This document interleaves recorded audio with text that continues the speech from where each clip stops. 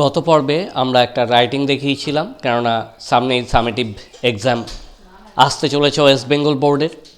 তো যে narration change আমরা করছিলাম, 4টে সেন্টেন্স কমপ্লিট করে আমরা শেষ সেন্টেন্সে পৌঁছে গেছি, এক্সক্লামেটরি সেন্টেন্স। এটা একটু ভালোভাবে লক্ষ্য করতে হবে, তবেই তোমরা কিন্তু বুঝতে পারবে। একটু মন দিয়ে লক্ষ্য করবে, অনেকগুলো শব্দ তোমাদেরকে মনে রাখতে হবে। তো সবার আগে যেটা বলছি সেটা হচ্ছে, একই চ্যানেলে গ্রামার এবং রাইটিং পেতে চাইলে তোমরা অবশ্যই সাবস্ক্রাইব করে রাখো। মাধ্যমিকে 2024 3টে রাইটিংই কমন দিয়েছি, উচ্চ মাধ্যমিকে 2টো রাইটিং রিপোর্ট প্লাস লেটার দুটোই কমন পেয়েছে। তো তোমরাও পরবর্তীকালে যারা 25 বা 26-এ পরীক্ষা দেবে তাদেরও কিন্তু কমন থাকার সম্ভাবনা আছে, তাই নিয়মিত ফলো করতে থাকো। তো এক্সক্লামেটরি সেন্টেন্স বা আবেগসূচক বাক্য বা বিস্ময়বোধক বাক্য বলা হয়।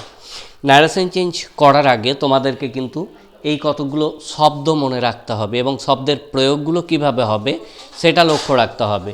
আবেগ আমাদের মনের যে মানসিক আবেগ, কখনো আনন্দ হয়, কখনো দুঃখ হয়, কখনো কোনো কিছু দেখে আমরা ঘৃণা প্রকাশ করি, কখনো কিছু দেখে বিস্মিত হয়ে যায়, অবাক হয়ে যায়। তো এইগুলোই আমাদের যে মানসিক আবেগ, এগুলোই হচ্ছে এক্সক্লামেটরি সেন্টেন্স। তো আনন্দ হচ্ছে জয়, যখন ইনডাইরেক্ট সেন্টেন্সে প্রয়োগ হবে তখন উইথ জয় ব্যবহার করতে হবে। দুঃখ সরো বা গ্রিফ, উইথ সরো হবে বা ইন গ্রিফ হবে। ঘৃণা হেট, উইথ হেট্রেড হবে বাক্যে। বিস্ময় সারপ্রাইজ বা উন্ডার, সারপ্রাইজ ব্যবহার করলে উইথ সারপ্রাইজ, উন্ডার ব্যবহার করলে ইন উন্ডার। অনুতাপ বা অনুশোচনা, রিগ্রেট ব্যবহার করার সময় উইথ রিগ্রেট ব্যবহার করতে হবে, অর্থাৎ এদের আগে যে প্রিপোজিশন ব্যবহার হবে সেগুলো লক্ষ্য করো। উৎসাহ দেওয়া, এখানে রিপোর্টিং ভার্বের পরিবর্তে সরাসরি বসে যায় এনকারেজড, চিয়ার্ড বা অ্যাপ্লিউডেড, সুতরাং এখানে কোনো প্রিপোজিশন ব্যবহার করতে হয় না।